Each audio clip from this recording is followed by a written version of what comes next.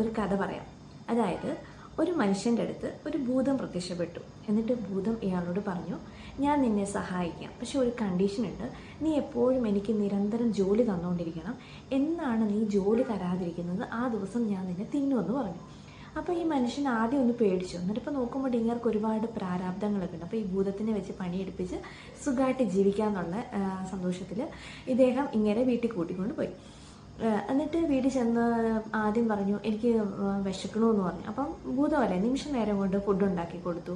അപ്പോൾ ഈ സംഭവം കൊള്ളാമല്ലോ. അപ്പം പിന്നെ ഇദ്ദേഹം പറഞ്ഞു, എനിക്ക് പാത്രം കഴുകി തരാൻ പറഞ്ഞു. അപ്പോൾ പാത്രം കഴുകി കൊടുത്തു. മിറ്റം അടിച്ചു കൊടുക്കാൻ പറഞ്ഞു, മിറ്റം അടിച്ചു കൊടുത്തു. അങ്ങനെ എല്ലാ സർവ്വ പണികളും ഭൂതം നിമിഷ നേരം കൊണ്ട് ചെയ്യാൻ തുടങ്ങി. അങ്ങനെ ആയി. അവസാനം ഇയാൾക്ക് സംഭവം കൊള്ളാമല്ലോ. അപ്പം ഇയാൾ പറഞ്ഞു, എനിക്ക് കാർ വേണം, വീട് വേണം, എനിക്ക് സുന്ദരിയായ ഒരു രാജകുമാരിയെ കല്യാണം കഴിക്കണം എന്നൊക്കെ പറഞ്ഞു. ഇതെല്ലാം ഈ ഭൂതം നിമിഷ നേരം കൊണ്ട് ചെയ്തു കൊടുത്തു.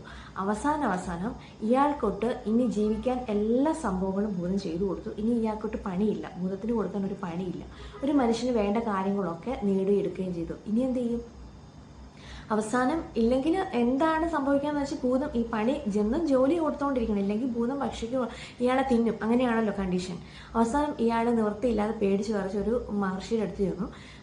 ചെന്നപ്പോൾ മഹർഷി പറഞ്ഞു കൊടുത്തു, നീ ഒരു കാര്യം ചെയ്യുക, നീ ഒരു കൊടിമരം നാട്ടി കൊടുക്കാൻ പറഞ്ഞു. അതായത് വലിയൊരു മരം ഒരു കമ്പ് നാട്ടി നിർത്താൻ പറഞ്ഞു.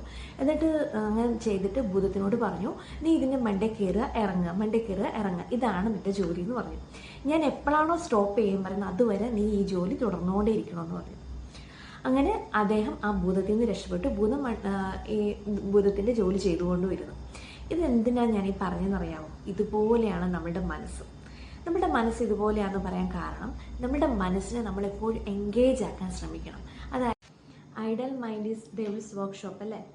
ജീവിതത്തിന് യാതൊരു അർത്ഥമില്ലാതെ വരിക, സ്ട്രെസ്, ആൻസൈറ്റി, ഡിപ്രഷൻ, അല്ലെങ്കിൽ എന്താ പറയണ്ട, ഉറക്കമില്ലായ്മ, അങ്ങനെ പല മാനസിക അസുഖങ്ങളൊക്കെ നമ്മളിലേക്ക് വരാൻ വളരെ ചാൻസ് കൂടുതലാണ്.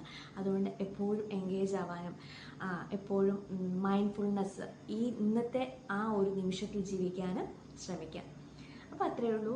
എല്ലാവർക്കും നല്ലൊരു ദിവസം ആശംസിക്കാം. ടാറ്റാ.